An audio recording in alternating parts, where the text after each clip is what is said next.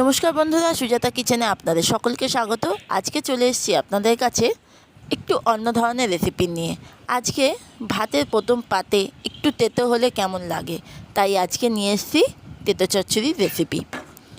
এই রেসিপিটা অনেক ধরনের সবজি দিয়েই করা, বিশেষ করে যারা সবজি ভালোবাসেন বা যারা একটু তেতো ভালোবাসেন ভাতের প্রথম পাতে, তাদের খুবই ভালো লাগবে রেসিপিটা।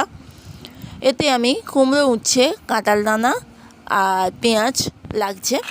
কাঁঠাল দানাটা এই সময় পাওয়া যায় বলে তাই জন্য কাঁঠাল দানাটা দিলাম, খেতে কিন্তু ভালো লাগে।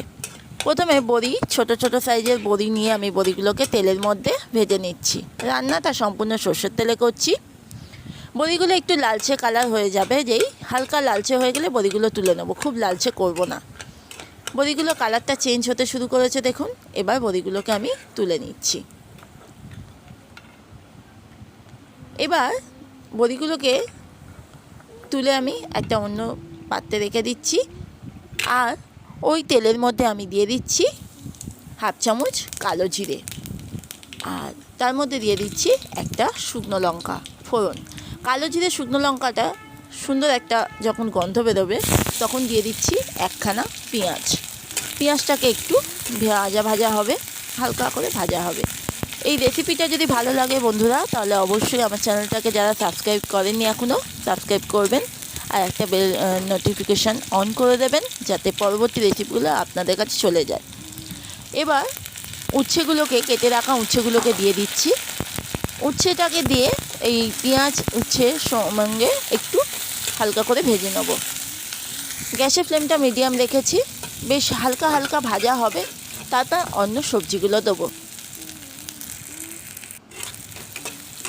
কালারটা বেশ একটু চেঞ্জ হয়েছে উচ্ছে আর পেঁয়াজের, তখন আমি দিয়ে দিচ্ছি কেটে রাখা ছোটো ছোটো ডুমো ডুমো করে কেটেছি আমি কুমড়ো আর কাঁঠাল দানাগুলোকে আমি দুটো ভাগে ভাগ করেছি, দুটো করে দিয়েছি, একটা কাঁঠাল দানাকে দুটো ভাগ।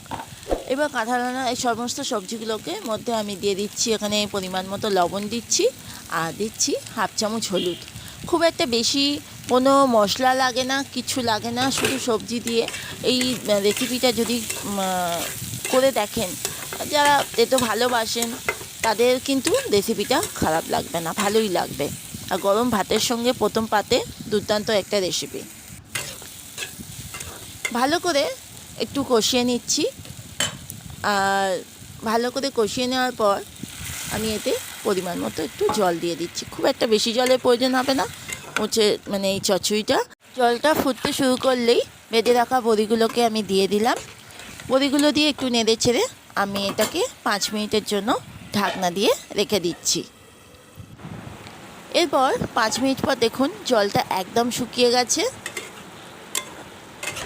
বেশ শুকনো শুকনো হয়ে গেছে। আর সামান্য একটু দেখুন হালকা হালকা আছে, এবার রস আছে। এটা আর একটুখানি গ্যাসে রেখে দেবো, 2-3 মিনিট রাখলেই একদম দেখুন 2-3 মিনিট পর একদম আরও শুকনো হয়ে গেছে। এবার আমরা নামিয়ে নিচ্ছি। একদম তৈরি হয়ে গেল আজকে তেতো চচ্চড়ি। যদি ভালো লাগে অবশ্যই একটা লাইক সাবস্ক্রাইব করবেন, পাশে থাকবেন, শেয়ার করবেন। নমস্কার, আজকের মতো।